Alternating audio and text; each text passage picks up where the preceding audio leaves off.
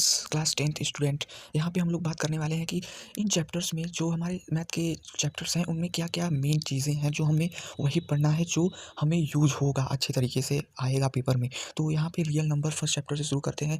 तो real number में हमें इरेशनलिटी प्रूफ करना होता है एंड यहाँ पे आपको क्वेश्चंस आएंगे √3 एंड 3 + √2 ऐसे ऐसे करके क्वेश्चंस आएंगे एंड इन्हें आपको सॉल्व करना होता है एंड वर्ड प्रॉब्लम भी क्वेश्चन आता है। तो चैप्टर 2 में बात कर लेते हैं। चैप्टर 2 में find zeros and relationship between coefficient, ये सभी आते हैं। एंड चैप्टर 3 में बात कर लेते हैं तो वर्ड प्रॉब्लम, स्पीड, वर्क ऐसे करके क्वेश्चंस डेफिनेटली आते ही हैं। तो यहाँ पे चैप्टर 4 की बात कर लेते हैं। चैप्टर 4 में हमें फाइंड रूट्स करने होते हैं एंड फैक्टराइजेशन भी बहुत आता है एंड यहाँ पे word problem, age based question, speed, time, ये सभी तो इसमें 4-4 नंबर के आते ही हैं। अरिथमेटिक प्रोग्रेशन, तो अरिथमेटिक प्रोग्रेशन में हमें फाइंड एंड टर्म करना होता है एंड वर्ड प्रॉब्लम क्वेश्चन भी आते ही हैं इनमें भी। और सेकेंड बात कर लेते हैं तो चैप्टर 6 है ट्रायंगल। ट्रायंगल में हम लोग प्रोपोर्शनैलिटी थ्योरम, पाइथागोरस थ्योरम, ये सभी आते हैं।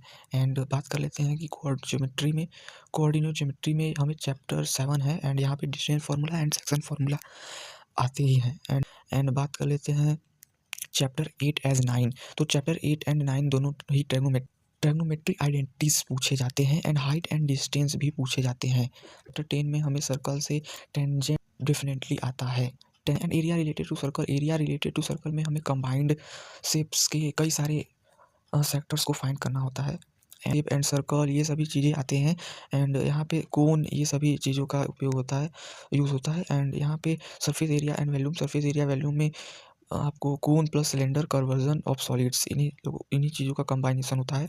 चैप्टर 14 में हमें मीन मीडियन मोड के ही 3 पढ़ने होते हैं और बाकी मीडियन मोड के नहीं होते हैं। एंड यहाँ पे प्रोबेबिलिटी से हमें coin, dice, card, game based question होते हैं, प्रॉब्लम क्वेश्चन भी आते हैं प्रॉब्लम बेस्ड। तो यही सारे सभी चैप्टर्स के इन्हीं चीज़ों को अच्छे से पढ़ना।